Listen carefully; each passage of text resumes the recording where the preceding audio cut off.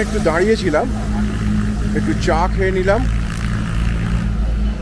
এই জাস্ট তারাচণ্ডী মন্দিরের উল্টো দিকেই। এবার আমাদের আবার জার্নি শুরু করছি। পাহাড়, নদী, ঝর্ণা আর মন পাগল করা প্রাকৃতিক সৌন্দর্যে ভরপুর এই বিহারে সাসারাম এবং কৈমুর ডিস্ট্রিক্ট আমরা এই 3 দিনে ঘুরে দেখছি। আর আজ তৃতীয় দিনে আমরা চলেছি কৈশিস ফল আর ইতিহাসকে সাক্ষী রেখে, অর্থাৎ প্রায় 600 বছরের ইতিহাস যেখানে রয়েছে সেই রোহতাসগড় ফোর্ট। আর এই এবারের বিহার সফর বলুন, সাসারাম থেকে কৈমুর, এই 3 দিন পরপর যে আমি ঘুরছি। এই সুশীল ভাইয়ের সঙ্গে আমি কলকাতা থেকে যোগাযোগ করেছিলাম। আমি সুশীল ভাইকে বলবো আপনাদের সুবিধার্থে তার নাম এবং ফোন নাম্বারটা এখানে বলতে। नंबर 8210409848। और एक बार बोल दीजिए। 8210409848। दूसरा नंबर है 9006374952। আমি ওনার ফোন নাম্বারটা স্ক্রিনে যাচ্ছে দেখুন, আর ডেসক্রিপশন বক্সও দিয়ে দেবো। আপনারা যদি এখানে আসেন, অসাধারণ সুন্দর এক জায়গা যদি আপনারা উপভোগ করতে চান এবং এই জায়গার আনন্দ পেতে চান, তাহলে অবশ্যই আপনারা এনার সঙ্গে, সুশীল ভাইয়ের সঙ্গে যোগাযোগ করতে পারেন। আজকের যাত্রাপথ সাসারাম থেকে প্রায় 80-85 কিলোমিটার মতো হবে, তাই তো? হ্যাঁ, জাদা? আচ্ছা আচ্ছা। উনি বলছেন, সুশীল ভাই বলছেন প্রায় 100-এর মতো ডিস্টেন্স। তো চলুন যাওয়া যাক, আপনারাও সঙ্গে থাকুন, দেখতে থাকুন। আজকের আমাদের প্রথম দ্রষ্টব্য স্থান হলো কৈশিস ফলস। এই মুহূর্তে যে রাস্তাটা দিয়ে যাচ্ছি সেইটা একবার দেখুন। হালকা বৃষ্টি পড়ছে, এখানে আকাশ বেশ মেঘলা রয়েছে দেখি। গত 2 দিন আমাদের উপরওয়ালা সাথ দিয়েছেন। আশা করব তৃতীয় দিনে, আজকে অর্থাৎ আজকের এই ভ্রমণের তৃতীয় এবং শেষ দিনে তিনি আমাদের সাথ দেবেন।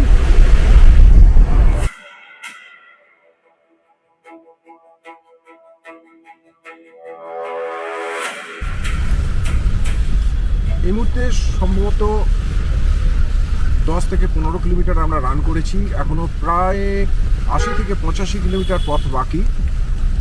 প্রচণ্ড বৃষ্টি হচ্ছে। আশা করব গত 2 দিনের মতো আজকেও আমাদের আকাশ সাথ দেবে।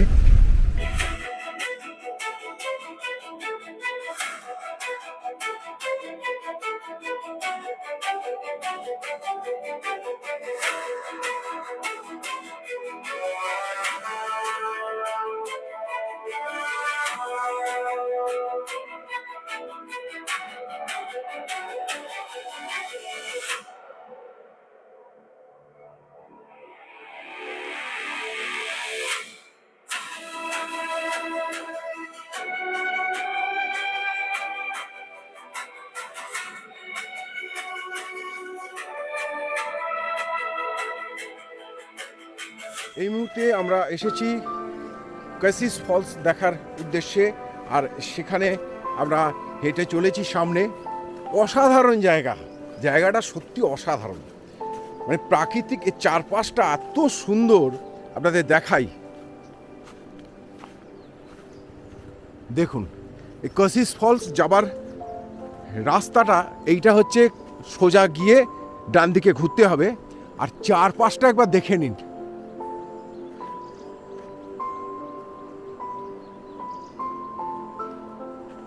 কি অসাধারণ লাগছে। এই যে দূরে আমাদের গাড়ি দাঁড়িয়ে আছে ওইখানে, আর আমরা এখন হেঁটে চলেছি।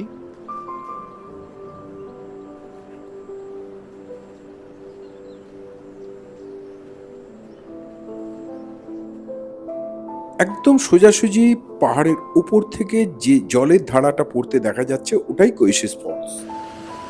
অন্য ফলসের মতো এখানে সামনে একবারে যাবার মতো পজিশন নেই, ঘন জঙ্গল। এই চারপাশটা দেখে বুঝতেই পাচ্ছেন, ঘন জঙ্গল আর উঁচু পাহাড়। এখান থেকে দাঁড়িয়ে ফলসটা দেখতে হচ্ছে। আর পুরো মেঘে ওপরটা ঢেকে আছে দেখুন।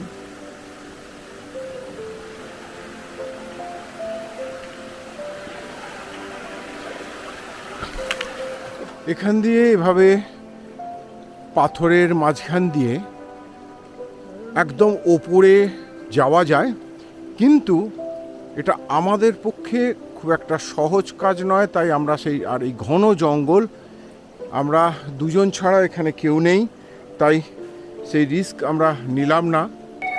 গেলে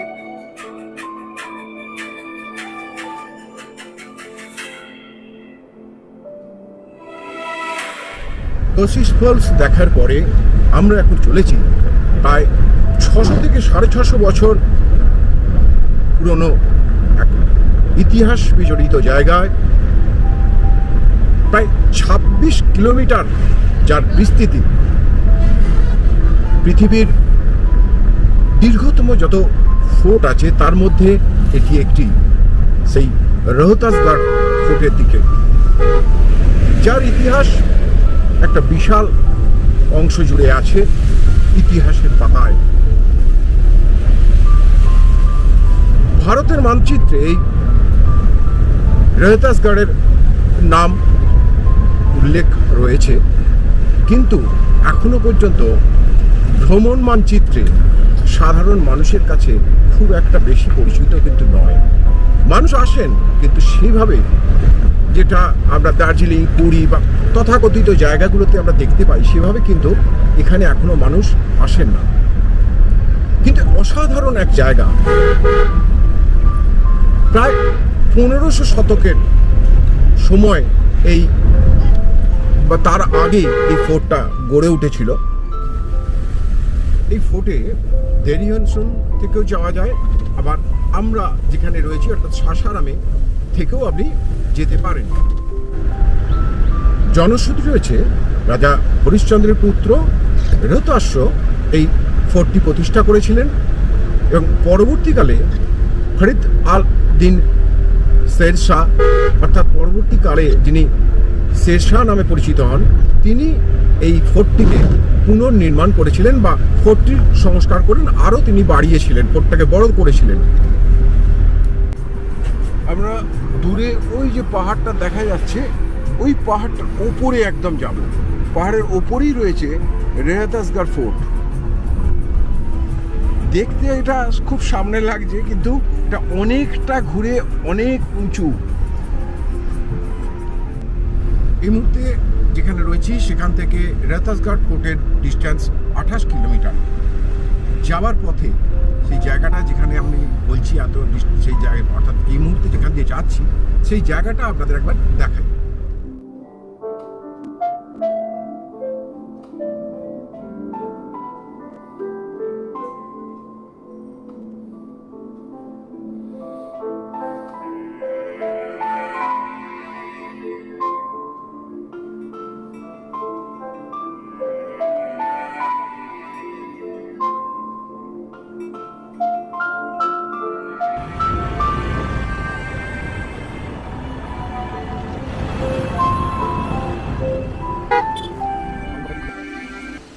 রোহতাসগড় ফোর্ট যাবার পথে এই জায়গাটা দেখে আর থাকতে পারলাম না, নেমে পড়লাম। জায়গাটা দেখুন একবার, ওই ওপর থেকে ঝর্ণাটা পড়ছে, এখানে একটা আছে, এপাশে একটা রয়েছে। এই যে অসাধারণ জায়গা, কত ওপর থেকে একদম নিচে ঝর্ণাটা ওখান থেকে নিচে পড়ছে। এই যে দেখুন এইখানে, আর এটা দেখুন এই ঝর্ণাটা কোথায় গিয়ে পড়ছে, আর এটা কতটা উপরে দেখুন, উঁচু থেকে পড়ছে। দুর্দান্ত লাগছে, দুর্দান্ত, অসাধারণ জায়গা, দারুণ লাগছে, দারুণ দারুণ। প্রচুর বাঁদর আছে এখানে, প্রচুর বাঁদর আছে, সব ঢুকে যাচ্ছে আমরা যত এগোচ্ছি। এখান থেকেও এখনো 20 কিলোমিটার পথ বাকি।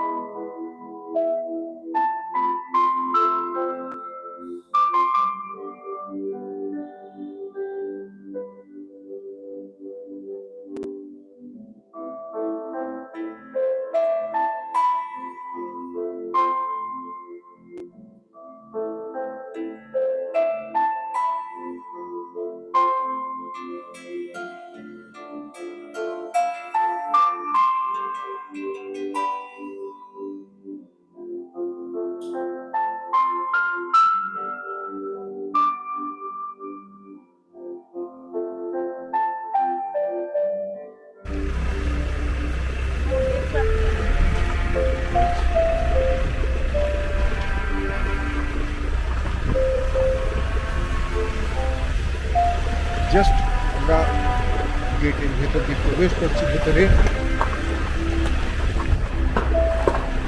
এক অসাধারণ অনুভূতি। প্রায় 550-600 বছর আগেকার এই ফোর্ট।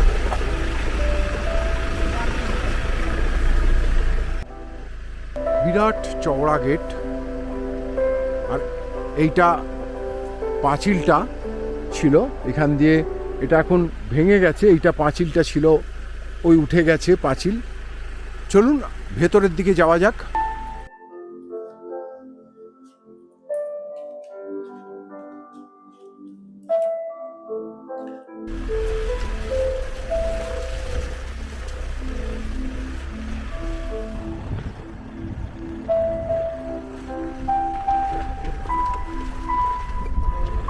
ফোর্টের মেন গেট থেকে ফোর্টটা কিন্তু বেশ কয়েক মাইল দূরে।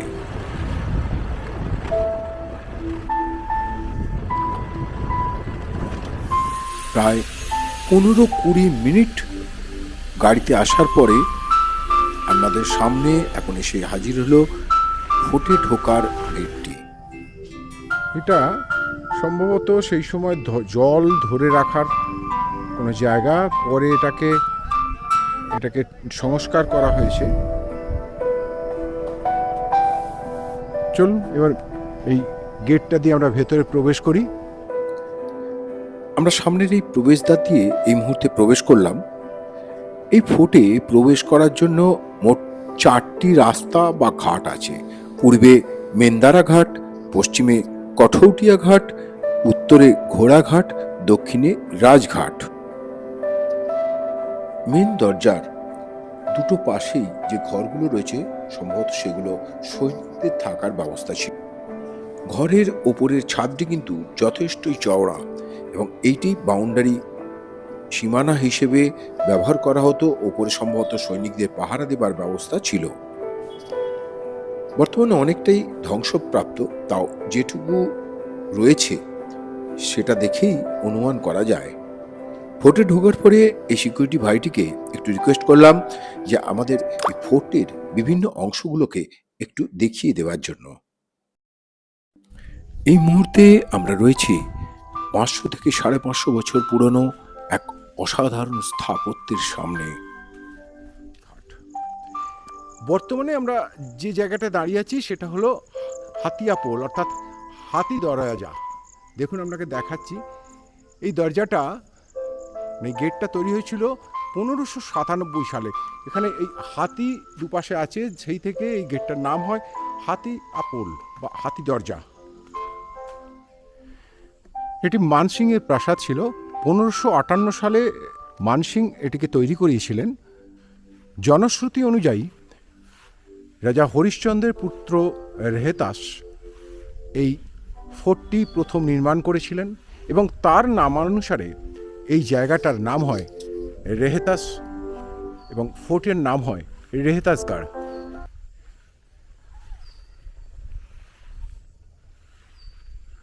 চলুন ভেতরে যাওয়া যাক।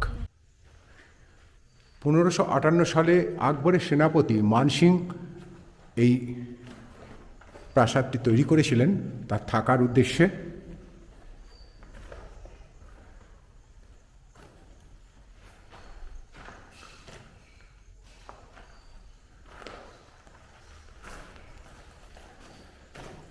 ঘরের ওয়ালটা প্রায় 40 ইঞ্চি চওড়া। এটা এই প্রাসাদের পেছনের দিক। চলুন এবারে আমরা একটু প্রাসাদের উপর দিকে যাই। 1539 সালে এখানের রাজা ছিলেন শ্রীকৃষ্ণ। এখানে এই সিঁড়িগুলো যথেষ্টই খাড়াই এবং দরজাগুলো যথেষ্ট নিচু, ফলে যথেষ্ট সাবধানতা অবলম্বন করেই আমাকে এই ভিডিও করার সময় হাঁটাচলাগুলো করতে হচ্ছে। আমরা মানসিংয়ের প্রাসাদের উপরে উঠছি।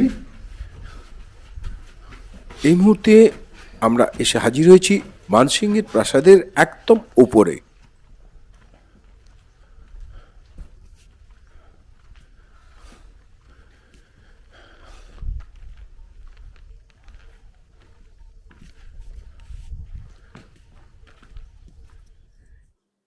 এই মুহূর্তে আমরা চলেছি নাচ ঘরের দিকে।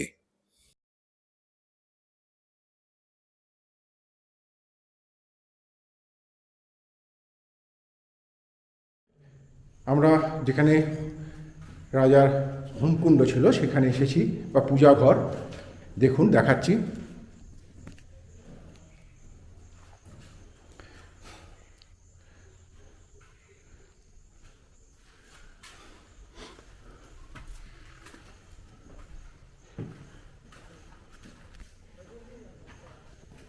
নিচুতে নামতে হচ্ছে আবার। 1539 সালে এখানে রাজা ছিলেন রাজা হরিকৃষ্ণ। তাকে শেরশাহ বলেছিলেন তার দলের মহিলা এবং শিশুদের রক্ষার জন্য তিনি পালকিতে করে তাদের এখানে রাখতে চান এই ফোর্টে। তিনি বিশ্বাস করে রাজিও হয়ে গেছিলেন, কিন্তু আদতে যেটা ঘটেছিল, প্রথম দু একটাতে মহিলা এবং শিশু থাকলেও বাকি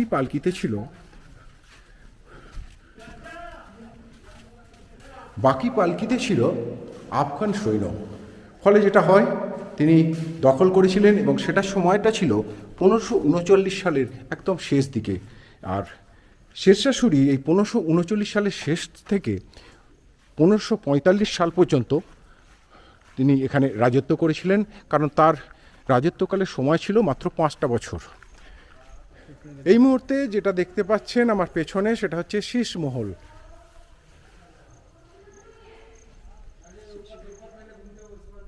চলুন এবার গিয়ে দেখে নেওয়া যাক শীষমহলের ভেতরটা। ভেতরটা একদমই অন্ধকার, টর্চের আলো ফেলে ভিডিওটা করতে হচ্ছে।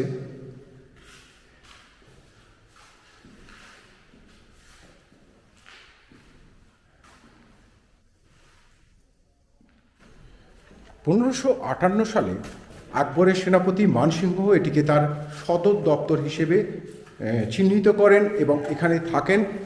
আর এই যে জায়গাগুলো আমরা দেখছি, অর্থাৎ ফোর্টের ভেতরে এইসব জিনিসগুলো, এগুলো তাঁরই সৃষ্টি। তিনি এগুলো তৈরি করেছিলেন তার থাকার সুবিধার্থে। এই মুহূর্তে আমরা দাঁড়িয়ে আছি রানীমহলের সামনে। আপনাদের ঘুরিয়ে একটু দেখাই রানীমহলটা।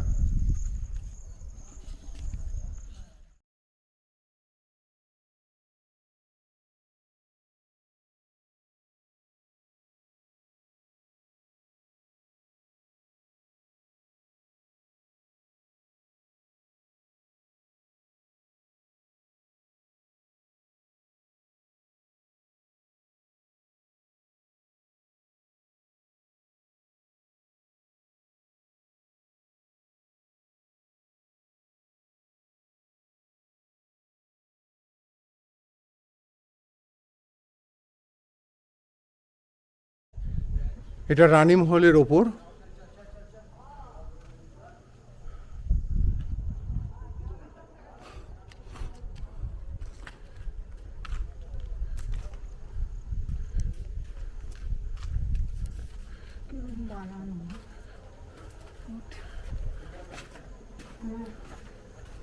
ওইদিকে বলছি নাকি?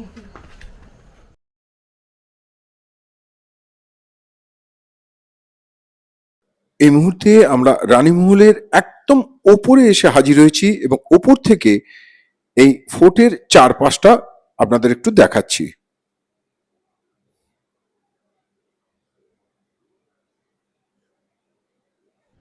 এখন আমরা চলেছি ফোর্টের সবচেয়ে উঁচু জায়গায়, যেখান থেকে ফোর্টটাকে আরও সুন্দরভাবে দেখা যাবে।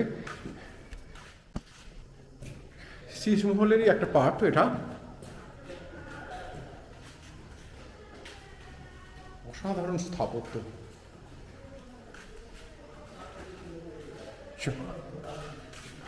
চলুন ওপরে যাই। চুন, সুরকি আর বেলে পাথর দিয়ে তৈরি এই প্রাসাদ।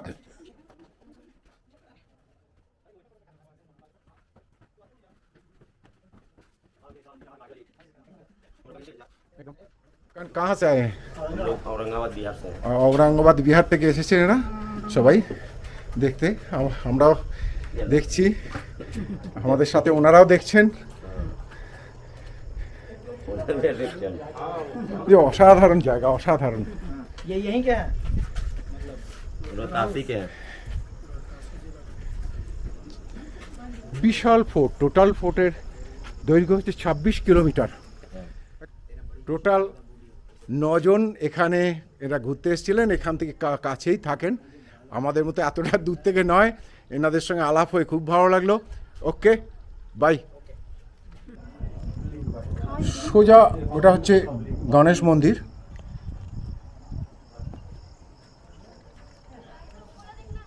আমরা এখন ফোর্ট থেকে বেরিয়ে ফোর্টের পেছন দিকে যাব গণেশ মন্দিরের দিকে।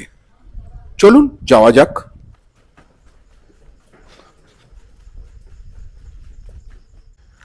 শাহজাহানের পুত্র খুররাম এই ফোর্টে দুবার আশ্রয় নিয়েছিলেন। আরেকটা জিনিস আপনাদের বলে রাখি, যেতে যেতে রাস্তা দেখে দেখে যেতে হচ্ছে, সেই অবস্থায় আপনাদের সঙ্গে কথা বলছি, কারণ এখানে না হলে সঙ্গে সঙ্গে হোঁচট খেয়ে পড়ে যাওয়ার চান্সটা অনেক বেশি, পাথর রয়েছে তলায়। সেটা হচ্ছে এই রেহতাসগড় ফোর্ট যেটা দেখছেন, পাকিস্তানের পাঞ্জাবে শেরশার তৈরি আরেকটি রেহতাসগড় ফোর্ট আছে। যখন ঢুকছিলাম, যে গার্ড আছেন তিনি জিজ্ঞাসা করছিলেন পলিথিনের প্যাকেট বা কুরকুরে জাতীয় কোনো কিছু খাবার আমি ভেতরে আনছি কি না। তা আমরা বললাম না, সে ধরনের কোনো খাবার আমাদের কাছে নেই। এটা আমরা একটু মেনটেন করি। বেড়াতে গেলে যে সমস্ত জায়গাগুলো নির্দিষ্ট জায়গা, বা রাস্তাঘাটেও দুম করে কোনো জিনিস ফেলে দেয়া, রাস্তা খাওয়ার পরে সেই প্যাকেটটাকে ফেলে দিয়ে সেই জায়গাটা নোংরা করা একটা আমার মনে হয় উচিত নয়। কিন্তু আপনি দেখুন, আমি কেন বলছি, দেখুন পলিথিনের বোতল, থালা এনে যারা ঘুরতে এসছেন তারা এগুলো ফেলেছেন। প্লিজ একটু যদি নিজে সতর্ক হন, নিজে থেকে এইগুলো করা বন্ধ না করেন, অর্থাৎ আমরা নিজেরা নিজেদের এই ব্যাপারে যদি সজাগ না হই, তাহলে কিন্তু খুব মুশকিল। পরবর্তী যারা আসবেন, পরিবর্তে আমাদের পরে যারা আসবেন দেখে জায়গাটা দেখতে, সেই জায়গাটা আমরা এই ধরনের যে সৌন্দর্য, সেই সৌন্দর্যটা তাদের উপহার দিতে পারবো না। পারবো কি? তাই প্লিজ এই ব্যাপারে একটু সতর্ক হন। আমরা, অর্থাৎ আমি আর আমার ওয়াইফ যদি এখানে আসতাম, আসার চেষ্টা করতাম, তাহলে কিন্তু কিছুতেই এই জায়গাটায় এসে পৌঁছতে পারতাম না। ওই ভাইটি, যিনি সিকিউরিটি গার্ড এখানকার, ভাইটাকে অনেকক্ষণ ধরে রিকোয়েস্ট করাতে আমাদের সাথে করে নিয়ে এসেছে এটি দেখানোর জন্যে। মূল প্রাসাদ থেকে অনেকটাই দূরে এই মন্দির, অর্থাৎ গণেশ মন্দির। চলুন ভেতরে যাই।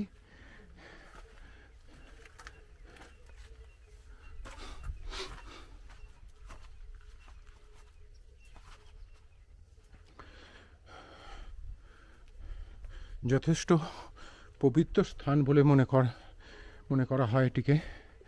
তাই মন্দির চত্বরে এমনি আমাদের হিন্দু শাস্ত্রমতে মন্দিরে জুতো খুলে প্রবেশ করি আমরা, এবং সেটি করলাম।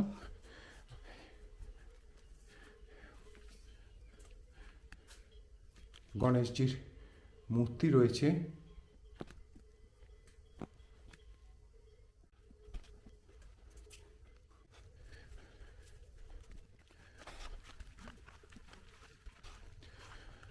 গণেশ ফুলের খুব কাছেই রয়েছে প্রায় 1500 ফুট ডিপ খাদের জায়গা। জনশ্রুতি অনুযায়ী এক ফকিরকে সেখান থেকে 3 বার ফেলে দেওয়া হয়েছিল শাস্তি হিসেবে, কিন্তু 3 বারই তিনি জীবিত অবস্থায় উঠে আসেন পরবর্তীকালে তাকে নাকি জীবিত কবর দেওয়া হয়েছিল। এই ফোর্টের স্থাপত্যশৈলীটা রাজা মানসিং যেহেতু করেছিলেন পুরোটাই রাজপুতানা ঘরানার ওপর ভিত্তি করে, আর মন্দিরের যে নকশা সেটা কিন্তু চিত্তরগড় বা যোধপুরে যেখানে ওখানকার যে মন্দির সেই মন্দিরের আদলে। অনেকটাই উপরে আবার উঠতে হচ্ছে, নিচের দিকে আপনাদের সঙ্গে কথা বলতে বলতে নিচের দিকে তাকিয়ে, না হলে এই যে একটু আগে যেটা বলছিলাম যে 1500 ফুট খাই, সেটা এবার আপনাদের দেখাই।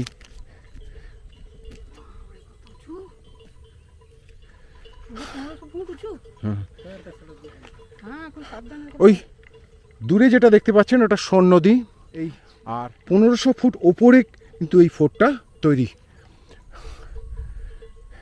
এটা ফোর্টের ওয়াল ভেঙে গেছে, এই যে এখান দিয়ে দেখা যাচ্ছে, দেখুন এটা গেছে ওয়ালটা।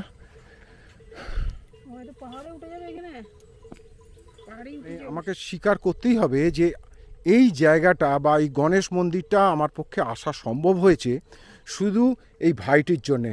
এই ভাইটি আমাকে তার ডিউটি চলাকালীন আমাকে একটু সঙ্গে করে, আমি রিকোয়েস্ট করাতে সঙ্গে করে নিয়ে এসছে বলেই আমার পক্ষে এই জায়গায় আসা দেখা সম্ভব হলো।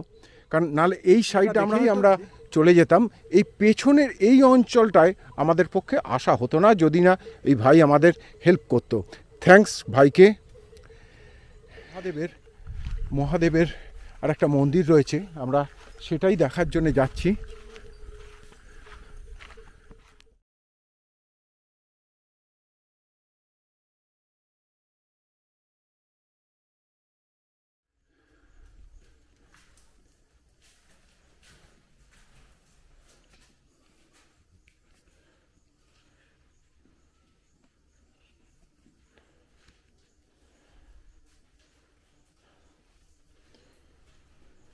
যখন প্রচণ্ড পরিমাণে বৃষ্টি হবে সেই সময় নাকি এই জায়গাটা পুরো চত্বরটা জলে ভরে থাকে।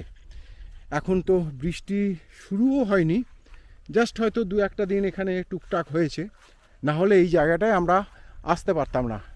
আমাদের যিনি সিকিউরিটি গার্ড তিনি বললেন এই জায়গাটা পুরো জলে ভর্তি হয়ে থাকে।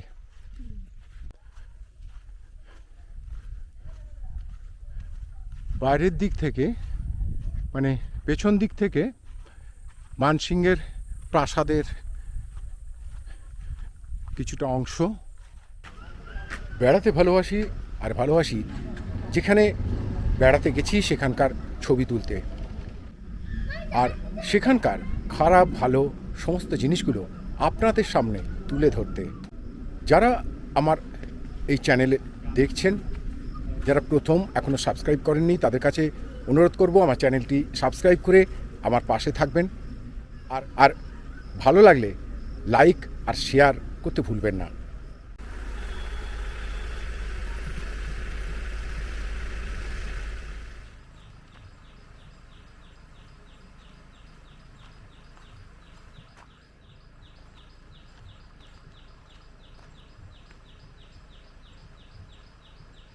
থাকার ব্যাপারে স্টেশনের সামনে কোনো একটা হোটেলে ভালো করে দেখে শুনে অবশ্যই ভালো করে দরদাম করে তবেই থাকবেন। খাওয়ার ব্যাপারে বলি, আপনি সাসারামে যে সমস্ত জায়গায় ঘুরতে যাবেন সেখানে কিন্তু সেইভাবে আপনি খাবার পাবেন না। আপনাকে রাতের খাবারটাই ভালোভাবে খেতে হবে, সেটাও স্টেশনের সামনেই অনেক হোটেল আছে, ভালোভাবে দেখে নেবেন, সামনেই পেয়ে যাবেন। এবং সাথে ঘোরার সময় একটু ড্রাই ফ্রুট রাখবেন, সাথে পরিমাণ মতো জল। এটা বাঞ্জারি সিমেন্ট কোম্পানি, এটা संभवत कोणार्क, मतलब कोणार्क सीमेंट कंपनी है। बना बंजरी ये कोणार्क है।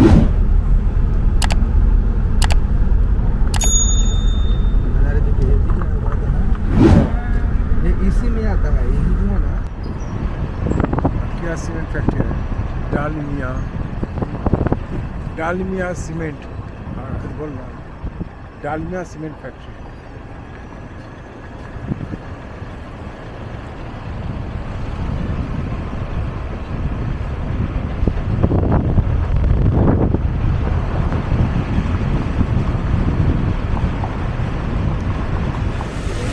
ফেরার পথে আমরা এখান থেকে টুকটাক কিছু খেয়ে নিলাম।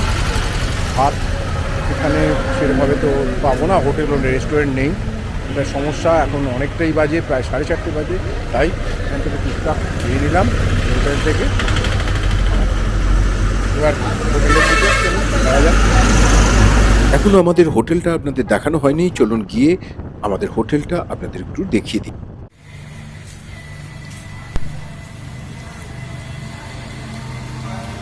এটাই হোটেল বুদ্ধ, যেটায় আমরা ছিলাম।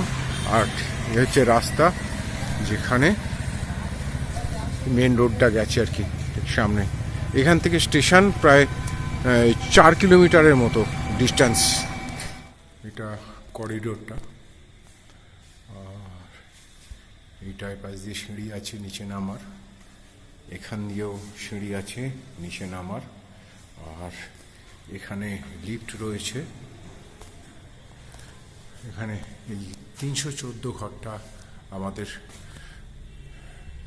অর্থাৎ আমরা ছিলাম। এ হচ্ছে ঘর, ঘরের পজিশন দেখিয়ে দিই। এখানে টিভি আছে, যেটা আমাদের লাগেনি। এখানে একটা আয়না আছে, এই তাক আছে, একটা চেয়ার, এখানে একটা টেবিল, এ হচ্ছে বিছানা, বালিশ। 3 জন মোটামুটি শুতে পারবে। ওপরে এসি আছে, আর এখানে আর একটা আয়না আছে, এই বেসিন আছে এখানে একটা, এখানে জানালা রয়েছে, আর এইটা হচ্ছে বাথরুম। এই যে এই কোমর, গিজার, বালতি মগ রয়েছে। এ হচ্ছে এই ঘরের পজিশন। আর এই ঘরটার রেট কত সেটা আমি পরে বলে দেবো ভিডিওতে, ভিডিওর ডেসক্রিপশন বক্সে আর কি বলে দেবো। এটাই সাসারামের মেন বাজার চত্বর, স্টেশন থেকে একদম সামনে, উল্টো দিকে স্টেশন। এখানে খাবার জিনিস, জামা কাপড়, জুতো, সমস্ত সব রকমের জিনিস আপনি পেয়ে যাবেন। আর এই যে দেখছেন মারোয়ারি ধাবা, এখানে এই ফার্স্ট ফ্লোরে এখানে আপনি রুটি, তরকারি সব কিছু খাবার পেয়ে যাবেন।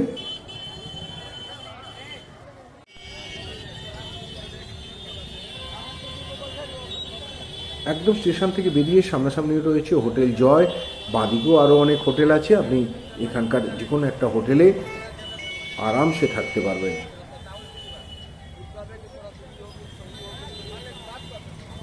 চলুন মার্কেটের ভেতরটা আপনাদের একটু দেখিয়ে দিই। যাই হোক, এবার আমায় ফিরতে হবে, আমার ট্রেনের সময় হয়ে এসছে।